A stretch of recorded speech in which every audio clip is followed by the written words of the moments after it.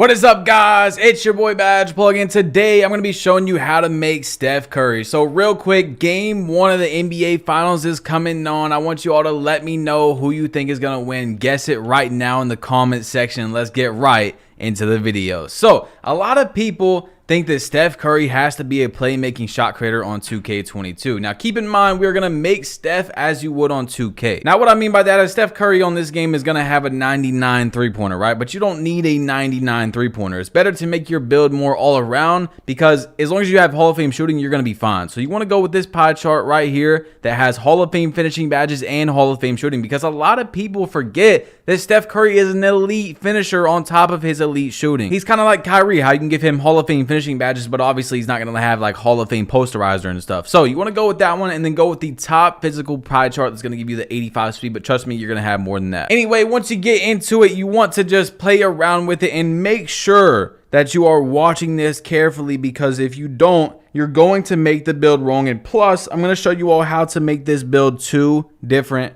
ways. All right, so 82, I'm going to show you guys the most realistic way I would make this build in Steph Curry, and then I'm going to show you a little bit how you can like go up on the height, get contact dunks and stuff like that. So anyway, 77 driving dunk, you're going to have 12 finishing badges. We can all agree that Steph Curry should have a good amount of finishing badges, right? If you go to the roster that 2K has of Steph Curry, he's going to have a bunch of finishing badges. So anyway, we're going to go all the way up to an 83 mid-range, max out the three-pointer, and then give him all the free throws, so he has 18 Hall of Fame shooting badges. Now, of course, Steph Curry's going to have like 30, but you don't even need more than like 12 to 14 at the absolute most in the shooting badge category, which I'm going to show you guys what badges to use after this anyway, but you don't need that. You'd rather have a more all-around build, and that's going to make Curry. You see what I'm saying? Like, you wouldn't make a pure sharpshooter just to get the 99-3, because then you're going to miss out on the other things that Curry can do as well. So you want to max everything out, go down to the 62 post control, and you're going to have 12 finishing Hall of Fame,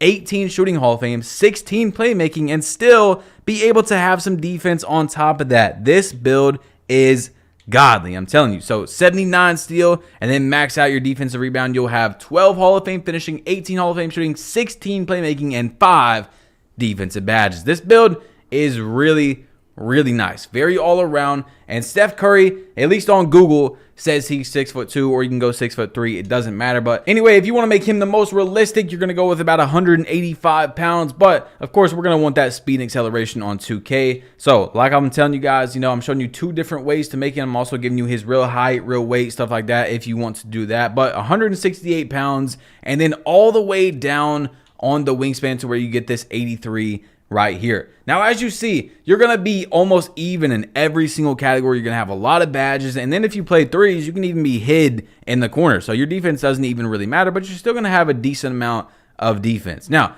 once you get to 97 overall, you're going to have the 85 ball handle. So you'll get all the dribble moves that all the play shots have, which, by the way, you don't need, but it is a little icing on the cake. You're going to get that 75 driving dunk eventually, which is going to give you a few more dunk packages. But you already have silver limitless or gold limitless takeoff. You're going to get the quick drops, which are the best dunk package in the game. A lot of people don't understand that 90% of dunks are not posterizers. They are limitless takeoff dunks. So if you just put on quick drops off 2, you're going to be good. Just quick drops off 2 over and over, down on the right stick. You're going to be going crazy. But anyway, you want to go with this one right here. And as you all see, of course, you're going to go with the sharpshooting takeover for Steph Curry. It's going to come out and say you are an offensive threat. So to go back into this build and show you all a more better / really not realistic build of Steph Curry, though, I'm going to show you that you can make it better. So this is the way that you would make the build if you want to have the realistic Steph Curry, right? But if you want to change it just a little bit, as you're going to see, go up to 6'4", go all the way down, get your speed up right there at the 86 acceleration, and then boom, right there where you get the 80 on the driving dunk. And you're going to have contact dunks on this build.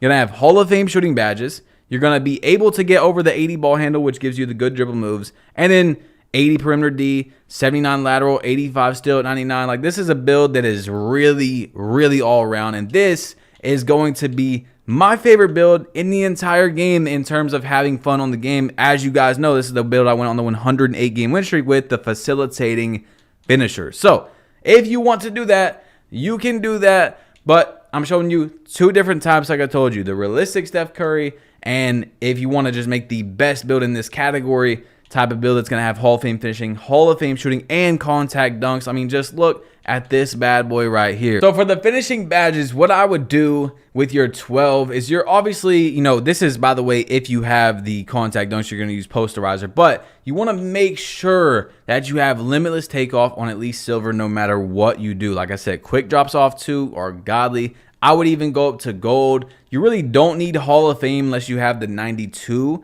which is going to give you like the 92 drive dunk, which gives you the MJ dunk packages and all that stuff. So I would go with gold. Bronze or silver unstrippable. This is really up to you. If you're getting stripped a lot in your games when you go up for dunks or something, move it up to silver.